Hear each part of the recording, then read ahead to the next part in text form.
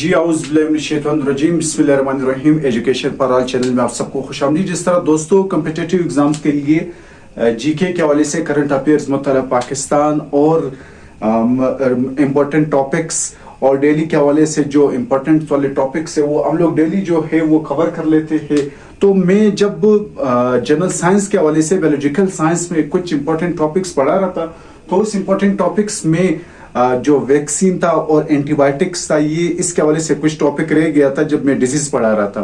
तो इसके हवाले से आज मैंने वही टॉपिक चुनाव कर लिया है क्योंकि ये थोड़ा सा पढ़ना जरूरी है कुछ डिटेल से। ऐसा नहीं कि कुछ थोड़ा सा इंट्रोडक्टरी के लिए से पढ़े, उसमें मजा भी नहीं आएगा और दूसरा समझेगा भी नहीं, क्योंकि इसके हवाले से आगे मैंने कॉम्पिटिटिव क्वेश्चंस भी लाने हैं। तो इसके लिए आपके पास कुछ थ्योरी पढ़ना जरूरी है।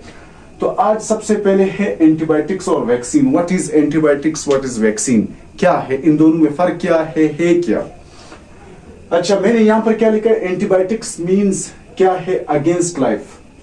एंटीबायोटिक्स पहले मैं आपको समझा लेता हूं कि एंटीबायोटिक्स का मतलब क्या है। एंटीबायोटिक्स वर्ड्स का मतलब है अगेंस्ट लाइफ। किसका लाइफ, जो माइक्रोब्स है या जो आप दूसरे अल्फाज में कहते हो बैक्टीरिया है, उसकी लाइफ के खिलाफ जो एग्जिस्टेंस है इसको हम कहते हैं एंटीबायोटिक्स।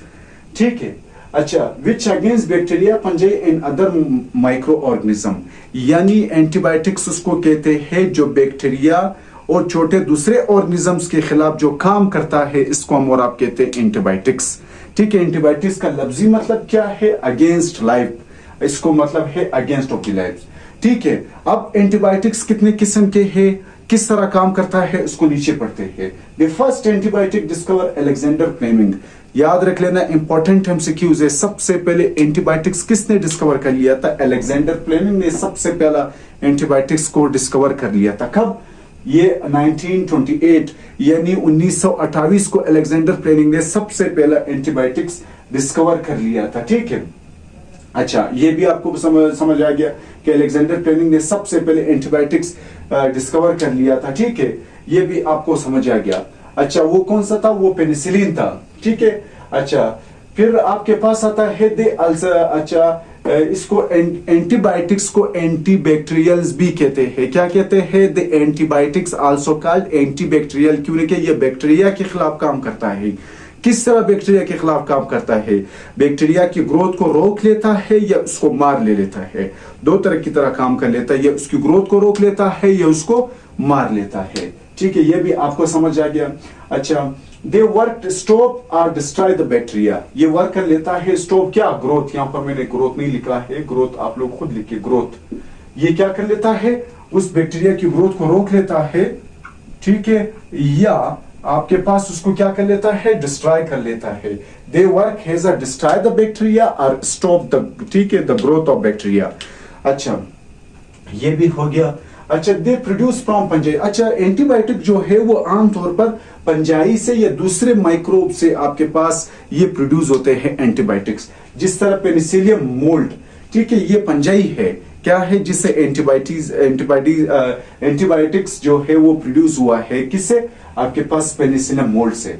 ठीक है, ये भी समझ आ गया। यानी एंटीबायोटिक से मतलब उसको कहते हैं जो बैक्टीरिया को मार लेता है, इसकी ग्रोथ को रोक लेता है। ये छोटे माइक्रो ऑर्गेनिज्म से प्रोड्यूस होता है, जिस तरह मैंने पेनिसिलियम मोल्ड, ये क्या है, ये भी आपके पास फंजाई है जिससे एंटीबायोटिक्स प्रोड्यूस होते हैं। अच्छा, फिर एंटीबायोटिक्स जो है वो मजीद दो किस्म के हैं।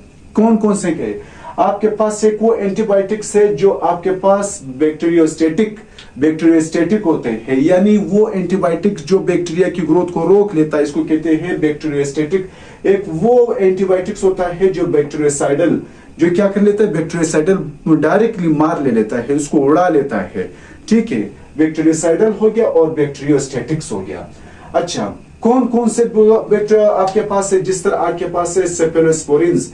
ठीक है, क्या है, इसको कहते हैं सेफेलोस्पोरिन्स। ये क्या है, ये आपके पास एक एंटीबायोटिक्स है जो क्या कर लेता है, बैक्टीरिया की सेल वॉल को मार लेता है। आपने बायो में पढ़ा होगा मेडिकल में कि जिसमें सेल वॉल अगर किसी चीज का पड़ गया वो सेल ही डिस्ट्रॉय होता है। तो जब ये सेफेलोस्पोरिन जो है सेल वॉल को मार लेता है, बैक्टीरिया को डायरेक्ट मार लेता है, तो भी ये बैक्टीरियोसाइडल हो गया या बैक्टीरियोस्टेटिक्स है। तो जाहिर बात है ये बैक्टीरियोसाइडल है। ठीक है, बैक्टीरियोसाइडल है। अच्छा, फिर आपके पास है टेट्रासाइलिन। टेट्रासाइलिन क्या कर लेता है? टेट्रासाइलिन जो है प्रोटीन सिंथेसिस को रोक लेता है। जब उसकी प्रोटीन सिंथेसिस रुक जाएगी तो उसकी ग्रोथ रुक जाएगी। जब ग्रोथ रुक जाएगी तो इस तरह एंटीबायोटिक्स को हम कहते हैं बैक्टीरियोस्टेटिक कहते हैं।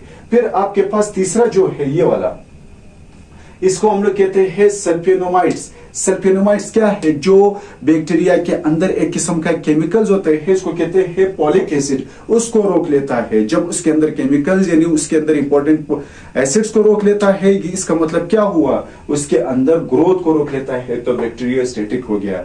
इसका मतलब ये हुआ कि आपके पास वो एंटीबायोटिक्स जो बैक्टीरिया की ग्रोथ को रोक लेते हैं, इसको बैक्टीरियोस्टेटिक कहते हैं, और जो बैक्टीरियासिडल जो बैक्टीरिया को मार लेता है। अब बैक्टीरियोस्टेटिक मजीद दो किस्म के हैं। वो बैक्टीरियोस्टेटिक्स जो छोटे लेवल पर छोटे इन्फेक्शंस के लिए इस्तेमाल होता है, इसको हम लोग कहते हैं नैरो स्पेक्ट्रम, दूसरा वाला है। और जो वो बैक्टीरियोस्टेटिक जो बड़े इन्फेक्शंस के लेवल के तौर पर इस्तेमाल होता है, इसको हम लोग कहते हैं ब्रॉड स्पेक्ट्रम। ठीक है, नैरो स्पेक्ट्रम और ब्रॉड स्पेक्ट्रम। ये एंटीबायोटिक्स के हवाले से कुछ था कि ऐसे जो बैक्टीरिया के खिलाफ बैक्टीरिया के खिलाफ और छोटे माइक्रोब ऑर्गेनिज्म जिस तरह पंजाई दूसरे ऑर्गेनिज्म के खिलाफ काम करता है, इसको हम लोग कहते हैं एंटीबायोटिक्स कहते हैं।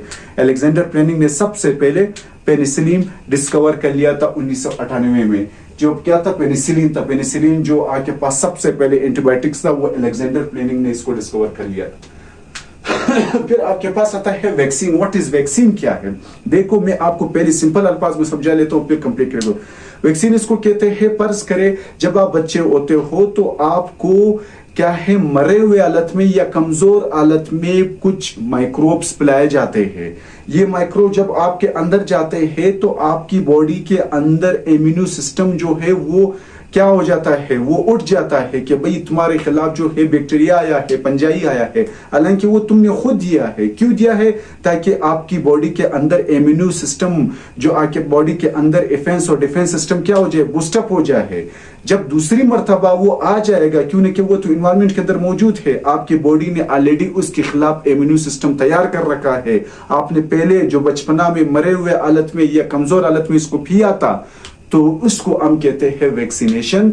जब कमजोर हालत में या मरे हुए हालत में आप किसी माइक्रोब ऑर्गेनिजम्स को पीते हो का, ठीक है, पेट के अंदर लेकर जाते हो ताकि आपकी इम्यूनो सिस्टम्स दूसरे के लिए क्या हो? रेडी हो। इसके लिए उसको कहते हैं वैक्सीन। क्या कहते हैं इसको? वैक्सीन कहते हैं। हम कहते हैं आपने पोलियो का वैक्सीन नहीं खाया है इसलिए आपको पोलियो हुआ है।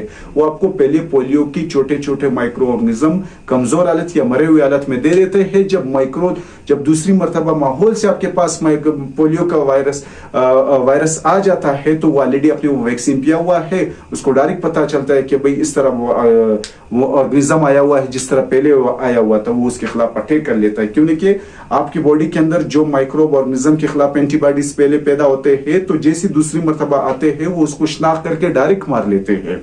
ठीक है, अच्छा, ये क्या कर लेता है वैक्सीन? Stimulate the production. क्या प्रोडक्शन स्टिमुलेट किस चीज को मस करता है? एंटीबॉडीज को। एंड प्रोवाइड द इम्यूनिटी, और आपकी बॉडी को क्या प्रोवाइड करवा लेता है? इम्यूनिटी प्रोवाइड करवा लेता है।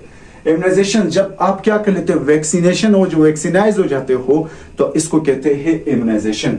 ठीक है, protected body against the disease bye vaccine. Vaccine के जरिए से जब आप बॉडी को प्रोटेक्ट कर लेते हैं, इसको कहते हैं इम्यूनाइजेशन। क्यों? क्योंकि आपकी बॉडी के अंदर इम्यूनिटी सिस्टम क्रिएट हो चुका है। क्यों क्रिएट हो चुका है? क्योंकि आपने वैक्सीन खाया है, आपने वैक्सीन पिया है, इसलिए वैक्सीन खाते नहीं पीते। अच्छा, फिर आपके पास क्या है? The vaccine use discover by क्या है? Edward Jenner. ये एडवर्ड क्या है? जेनर जो है, एडवर्ड जेनर, इसने सबसे पहले वैक्सीन डिस्कवर कर लिया था। याद रख लेना, एडवर्ड जेनर ने किस तरह वैक्सीन डिस्कवर कर लिया था? एडवर्ड जेनर ने ऐसा किया था कि एक बंदा था, वो गाय के पास काम करता था, उसको काउ पॉक्स हो गया था। क्या? काउ पॉक्स हो गया था। तो फिर माशरे में क्या आया? स्मॉल पॉक्स की क्या बीमारी आ गई। तो इसने उस बंदे को जिसको काउपॉक्स हो गया था, उसको स्मॉल पॉक्स की वैक्सीन लगाई ताकि वो बीमार हो जाए। वो बीमार होता है या नहीं होता है? तो वो बंदा बीमार नहीं हुआ था। क्यों? क्योंकि इसको ऑलरेडी जो गाय से उनको काउपॉक्स लग गया था, उसके बॉडी में इम्यूनिटी सिस्टम क्रिएट हो चुका था, तो इसको स्मॉल पॉक्स क्या कर रहा है? असर नहीं कर रहा था। ठीक है, एडवर्ड जेनर ने सबसे पहले क्या किया था? वैक्सीन को डिस्कवर कर लिया था। The polio vaccine discover by किसने? जीनस सेल्क ने इसको इंट्रोड्यूस कर लिया था। किसने? जोनस सिल्क ने सबसे पहले डिस्कवर कर लिया था किसको? पोलियो वैक्सीन को। The first experiment occurred toward by क्या है? विद दी क्या cowpox by the inject pulses. वही मैंने आपको बताया कि फर्स्ट एक्सपेरिमेंट एडवर्ड जेनर ने जो है पल्सेस किसका पिलाया था? उसका स्मॉल पॉक्स को पिलाया था। किसको? स्मॉल पॉक्स वाले को स्मॉल पॉक्स पिलाया, जिसको काउपॉक्स खुद ही खाया था उसको जबरदस्ती लगाया ताकि उसको बीमार करूं।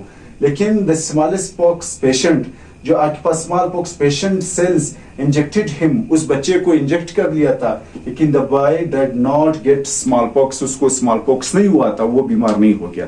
तो इस हवाले से कुछ इंपॉर्टेंट एंटीबायोटिक्स और वैक्सीन के बारे में कुछ इंपॉर्टेंट सवाल आते हैं और कुछ मैंने कहा आपको सही समझा हूं तो इंशाल्लाह दूसरे टॉपिक के साथ हाजिर हो जाएंगे। अल्लाह हाफिज।